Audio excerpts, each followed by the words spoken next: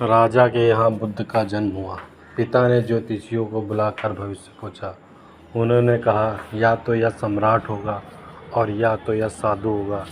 एक तरह से देखा जाए तो सच्चा सम्राट भीतर से साधु ही होता है। जब ज्योतिषियों की भविष्यवाणी राजा ने सुनी तो वे घबरा गए कि मेरा बेटा साधु हो जाए, ऐसा ठीक नहीं होगा। राजा ने पूछा, कोई उपाय बताएं, क्योंकि मैं यह चाहता हूँ कि राजा का पुत्र राजा ही बने। ज्योतिषियों ने कहा कि इसका लालन पालन व पूरा जीवन बड़ी सावधानी में बिताना होगा, अर्थात आपका पुत्र सिद्धार्थ कभी किसी बूढ़े व्यक्ति को ना देखे, कभी किसी बीमार व्यक्ति को ना देखे और कभी किसी मरे हुए व्यक्ति को ना देखे। जब तक ऐसा होगा तब तक वे राजा बने रहेंगे। अगर ऐसा नहीं हुआ तो वे साधु बन जाएंगे। राजा सिद्धोधन ने अपने पुत्र सिद्धार्थ के लिए बढ़िया से बढ़िया बड़े बड़े महल, अच्छे से अच्छा भोजन, दास दासियाँ और खाने पीने के सामान आदि वस्तुओं के ढेर लगा दिए। पिता ने पुत्र को सुख सुविधा में इतना उलझा दिया कि उसे बाहर का संसार याद ही नहीं आया।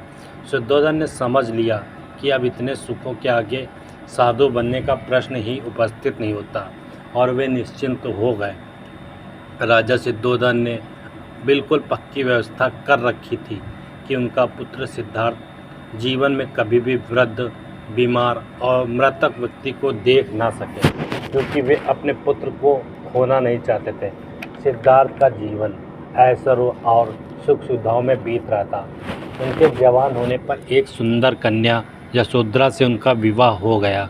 विवाह हो जाने पर शुद्धोधन की आधी चिंता मिट गई। अब तो शादी हो गई, अब कहाँ जाएगा? अब तो मेरा पुत्र बंधन में बंध गया है, अब उसके कहीं जाने का सवाल ही नहीं उठता। 1 वर्ष बाद बेटे का भी जन्म हो गया। उसका नाम राहुल रखा गया। अब राजा शुद्धोधन को बिल्कुल पक्का विश्वास हो गया कि अब यह कहीं नहीं जा सकता। एक दिन सिद्धार्थ ने कहा कि पिताजी, आज तक मैंने कभी अपनी राजधानी नहीं देखी, आपकी आज्ञा हो तो आज देख आऊं।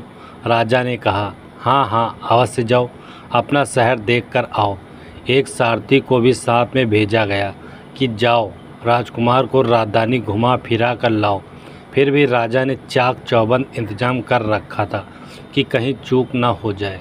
सिद्धार्थ के लिए राजधानी के प्रमुख मार्ग खूब सजाए गए थे, पर घूमते घूमते सिद्धार्थ ने थोड़ा उल्टा मार्ग ले लिया। वे उस मार्ग से गुजरने लगे जहाँ पर तैयारी नहीं थी।